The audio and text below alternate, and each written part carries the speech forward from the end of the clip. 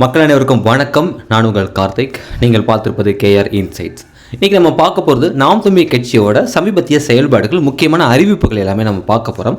அதற்கு முன்னாடி இந்த தமிழக வெற்றி கழகத்தை ஆதரிக்கக்கூடிய உறவுகள் இருக்கீங்களா, மக்கள், இளைஞர்கள், நண்பர்கள்லாம் இருக்கீங்களா, அதில் கண்டிப்பாக முருக பக்தர் இருப்பீங்க நான் நம்புகிறேன். முருகனை தீவிரமாக நேசிக்கக்கூடியவங்க, முருகனை தன்னோட அப்பனாவும் தன்னோட வீட்டில் ஒரு பிள்ளையாகவும் பார்க்கக்கூடியவங்க, முருகனை ஒரு மிகப்பெரிய ஒரு தெய்வமாக வழிபடக்கூடியவங்க தாவேக்காவோட ஆதரவாளராக இருப்பீங்கன்னு நான் நம்புகிறேன். உண்மை தானே? இருக்கீங்கள? அப்படி இருக்கும் பொழுது தாவேக்காவோட கட்சியில் ஐடி விங்கில் இருக்கிறதா ஒரு தகவல். அந்த நபர் பதிவுப்பட்ட கருத்து வந்து பார்த்திங்கன்னா மாபெரும் அளவில் ஒரு எதிர்ப்பை கொடுத்துருக்கு. ஆனால் யார் எதிர்த்துருக்காங்கன்னா, எதிர்கட்சி பிற தமிழ் தேசியவாதிகள், அதாவது தாவேக்கா ஆதரிக்க தமிழ் தேசியவாதிகள் இருக்காங்களா, அவங்க இறைபக்தி கொண்டவங்க, இறைவன் மீது பற்று கொண்டவங்க. ஆனால் யார் தெரியுமா அமைதியாக இருக்கிறது? இந்த முருகனை வேண்டிக்கிட்டு முருகான்னு சொல்லி ஸ்டேட்டஸ் வச்சுக்கிட்டு, முருகன் தான் என்னோட கடவுள் முப்பாட்டுன்னு சொல்லிக்கிட்டு தாவேக்காக்கு ஆதரவாக கண்மூடித்தனமாக இருக்காங்கல்ல, அவங்க எல்லாருமே ரொம்ப அமைதியாக இருக்காங்க. இதுதான் ரொம்ப ஆச்சரியமாக இருக்குது. என்னென்னா, ஒரு ரசிக மனப்பான்மைங்கிறது, ஒரு கதாநாயகன் மேலே ஒரு பற்றுங்கிறது, தனக்கு பிடித்த நடிகர் கட்சி தொடங்கிட்டான், தலைவன் ஆகிட்டான், சிஎம் ஆகிட்டாங்கிற அந்த ஆசைங்கிறது, அந்த அந்த அந்த பார்வை கடவுள் பக்தியை கூட மறுத்துருமா, கடவுள் பக்தியை கூட ஓவர்டேக் பண்ணிடுமாங்கிறத நான் இப்போ தான் உணர்றேன். பண்ணிடும் போல இருக்குது. ஏன்னா தாவேக்காவில் இருக்கக்கூடிய தாவேக்கா சார்பாளர் தான், தாவேக்காவோட ஆதரவாளர் தான் உறுதியாக சொல்ல முடியும். அவர் ஒரு எக்ஸ் தளத்தில் ஒரு பதிவு ஒன்று போடுறாருங்க.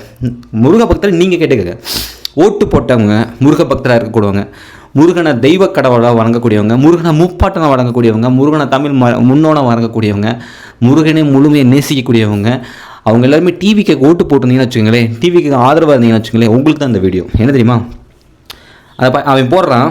அவன் பேர் வந்து மைக்கிள்.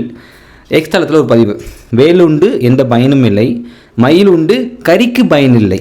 எப்படி? மயில் உண்டு கறிக்கு பயனில்லை, வேலுண்டு எந்த பயனும் இல்லை, மயில் உண்டு கறிக்கு பயனில்லை. எப்படி பார்த்தீங்களா? நல்லா இருக்குல்ல? அப்புறம் குகனுண்டு கூடவே கூத்தியாலும் உண்டு. எப்படி? குகனுண்டு கூடவே கூத்தியாலும் உண்டு.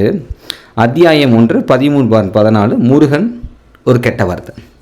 சாதாரணமாக நம்ம தமிழ் மக்கள் பயன்படுத்தக்கூடிய ஒரு கெட்ட வார்த்தை, இளைஞர்களுக்குள்ளே பேசக்கூடிய ஒரு கெட்ட வார்த்தை சேர்த்துருக்கேன். இப்படி: வேலுண்டு எந்த பயனில்லை, மயிலுண்டு கறிக்கு பயனில்லை, குகனுண்டு கூடவே கூத்தியாலும் உண்டு. இதை முருக பக்தர்களுக்கு, இந்த விஜயை ஆதரிக்கக்கூடியவங்க, அந்த டிவிக்கு ஆதரிக்கக்கூடியவங்க, டிவிக்கு எது பண்ணாலும் ஸ்டேட்டஸ் வைக்கக்கூடியவங்க, உங்களுக்கு தப்பாக சமர்ப்பணம்.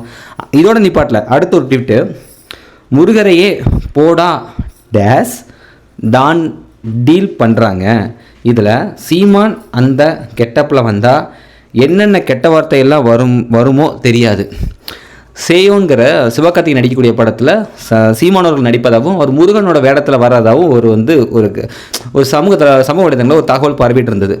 இதை விமர்சனம் பண்ணுறங்கிறதுக்காக அவன் போட்ட அடுத்த ட்விட்டு: முருகரையே போடா டேட்ஸ். அந்த வார்த்தை என்னால் சொல்ல முடியாத அளவுக்கு பார்த்தீங்களா, சொல்ல முடியாத அளவுக்கு நான் உண்மையிலே வேதனையோட கோபத்தோடு பேசிகிட்டு இருக்கிறேன். தான் டீல் பண்ணுறாங்க. இதில் சீமான் அந்த கெட்டப்பில் வந்தால் என்ன கெட்ட வார்த்தையெல்லாம் வருமோ தெரியாது. நான் உண்மையிலே கேட்குறேன், இந்த முருகன் தயவு செஞ்சு இனிமேல் இந்த முருகன் பக்தன், எனக்கு முருகன் கடவுள் அப்படின்னு சொல்லி ஏமனா தயவு செஞ்சு சொல்ல வெக்கமாகவே இல்லையா? டிவி கேட்குற ஒருத்தன் இவனை கண்டிக்கல தெரியுமா? டிவி கேட்குற ஒருத்தன் கண்டிக்கல. ஏன்னா உன்னோட இறைய கூட கெட்ட வார்த்தை பேசினாலும் சகிச்சுக்குவேன். உன்னோட நம்பிக்கை விஜய் முருகனை விட, இறை கடவுள் முருகனை விட, ஆதி கடவுள் முருகனை விட உனக்கு தலைவன் முக்கியமாக போயிட்டான்ல.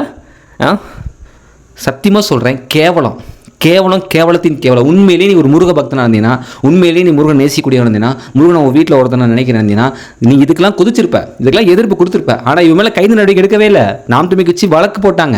கோயம்புத்தூர் கட்சி சார்பாக, கோயம்புத்தூரோட நாம் தமிழ் கட்சி பொறுப்பாளர் சார்பாகவும், சாட்டை துறைமுருகன் அவங்க சார்பாகவும், வழக்கறிஞர் பாசிங்க சார்பாக கைது போட்டாச்சு. நடவடிக்கை எடுக்கல. அதுக்கப்புறம் நிறையா விஷயங்கள் பண்ணி தான் நடவடிக்கை எடுக்க வச்சது. மாரிதாஸ் அவர் ஒரு அறிக்கை விட்டுருந்தார். அவனை பற்றி, அவன் குடும்பத்தை பற்றி மொத்த தகவலும் தர்றவங்களுக்கு 50,000 ரூபாய் பரிசு தொகைன்னு சொல்லியிருந்தார். அந்தளவுக்கு பூரா மேலும் கொதிச்சு போயிட்டான். ஆனால் இது வந்து என் கண்ணிலே பார்க்க அப்படியே திரும்பிக்கோங்களேன், இதை பார்த்துடவே கூடாதுண்ணே. அப்படி பார்க்காம போனவங்க இந்த டிவிக்கு ஆளுங்க. நல்லா இருக்குடா, நல்லா இருக்குது. உங்களை எல்லாம் தற்குறின்னு சொல்கிறாங்கல்ல, அதில் தப்பே கிடையாது. நான் தமிழ் கட்சியில் ஒரு பதிவு ஒன்று போடுறது சொல்லிட்டோம், நான் காரி துப்புவேன் தெரியுமா, சண்டைக்கே போய் நிற்பேன். பதிவு போடுறது உங்கள் டிவிக்கோட ஐடி விங் சார்பாளர். என்ன பண்ணுறீங்க? என்ன பண்ண முடிஞ்சிச்சு? கடவுள் முருகனை அசிங்கப்படுத்துகிறாங்க, வேடிக்கை பார்க்குறீங்க. வெக்கமாக இல்லை? வெக்கமாக இல்லை? அதுக்கப்புறம் பள்ளி கல்வித்துறை அமைச்சர் சட்டசபையில் பேசுகிறாரு.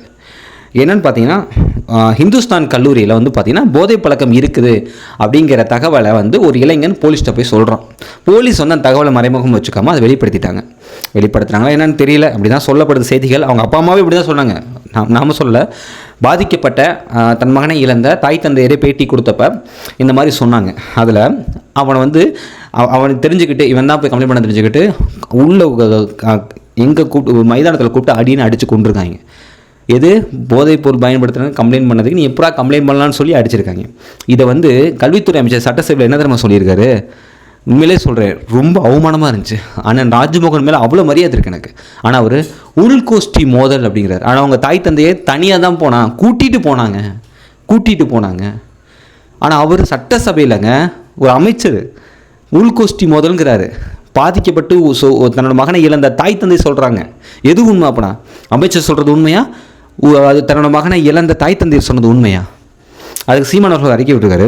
போதைப் பொருட்களின் பழக்கம் குறித்து காவல்துறையினரிடம் தகவல் தெரிவித்த கோவை மாணவர் அமுதனின் படுகொலையை குழு மோதல், அதாவது கோஷ்டி மோதல் என கூறி மூடி மறைக்கிறாங்க அப்படின்னு சொல்லி அவர் அறிக்கை விட்டுருக்காரு.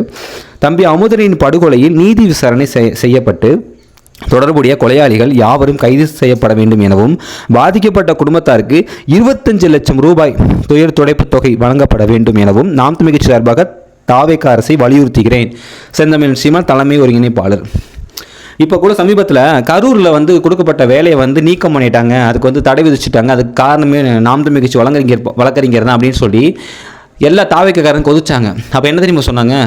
இரக்கமே இல்லையா, மனிதாபிமானமே இல்லையா அப்படிலாம் கேட்டாங்க. நான் கேட்குறேன் அந்த கூட்டத்துக்கு, உங்களை தான் கேட்குறேன், இப்போ உங்களுக்கு மனிதாபம் இல்லையா? காலேஜில் போதைப்பொருள் பயன்படுத்தினதான் போய் ஒரு இளைஞன் துணிஞ்சு காவல்கிட்ட போய் ஒரு கம்ப்ளைண்ட் பதிவு பண்ணுறான். இந்த மாதிரி கல்லூரியில் போதைப்பொருள் பழக்கப்படுது, இதனால மாணவர்கள் பாதிக்கப்படுறாங்க, அக்கறை கொண்டு, சமூகத்தின் மீது அக்கறை கொண்டு, நண்பர்கள் மீது அக்கறை கொண்டு தடுக்குங்கிற எண்ணத்தோட போலீஸை போய் நம்பினான். அவனை அடித்து கொண்டிருக்காங்க. அவை சமூகத்துக்கு நல்லது பண்ண முயற்சி பண்ணியிருக்கான். அவன் இப்போ இறந்துட்டான். அப்போ அவனுக்கு 25 லட்சம் படம் கொடுக்கணும்ல? ஏன் கொடுக்குமா அரசு? இப்போ எங்கே போச்சு உங்கள் இறக்கம்? நீங்கள் எங்களை பார்த்து கேட்குறீங்க இறக்கம் இருக்கா? தமிழ் தேசியத்தில் இறக்கம் இருக்க கேட்குறீங்க. உங்களுக்கு இருக்க இறக்கம்? இறக்கம் இருந்தால் கொடுங்க, 25 லட்சம் கொடுங்க பார்ப்போம். தடுத்துட்டாங்க, பதறிட்டாங்க. இப்போ என்னென்னா உச்சநீதிமன்றமே வந்து நாம் தமிழ் விஷயத்தில் தோக்கடிச்சிட்டோம்ல உச்சநீதிமன்றே. இவர் தாவேக தலைவர் அண்ணன் விஜயே ஒரு படத்தில் நடிச்சிருப்பார். உயர்நீதிமன்றம், சென்னை உயர்நீதிமன்றத்தில் ஒரு வழக்கு வரும், ஒரு படத்தில் ஒரு சீனு. அதில் வந்து நீதிபதி கேட்பார், இந்த மாதிரி உங்களுக்கு நாங்கள் வந்து தண்டனை கொடுக்குறோம் அப்படின்ட்டு. அப்போ வந்து விஜய் கேட்பார், நம்ம தளபதி கேட்பார், இங்கே நீங்கள் எனக்கு தண்டனை கொடுக்குறீங்க, இதை நான் உச்சநீதிமன்றம் போனால் இந்த தண்டனைக்குலேருந்து நான் தப்பிக்க முடியுமான்னு கேட்கும்பொழுது கண்டிப்பாக முடியுமே அப்படின்னு கேட்கும்போது விஜய் சொல்லுவார், என்ன தெரியுமா சொல்லுவார்? நீங்கள் ஒரு தீர்ப்பு கொடுக்குறீங்க, அந்த தீர்ப்பு சரியான தீர்ப்பாக இருக்கும்போது நான் ஏன் உச்சநீதிமன்றம் போய் அது தவறான தீர்ப்புன்னு மாற்றிட்டு நான் ஏன் வெளியே வரணும்? இதுவே மிகப்பெரிய தப்பு தானே. படத்தில் வசனம், ஆனால் இங்கே லைவ்ல பார்த்துக்குங்க.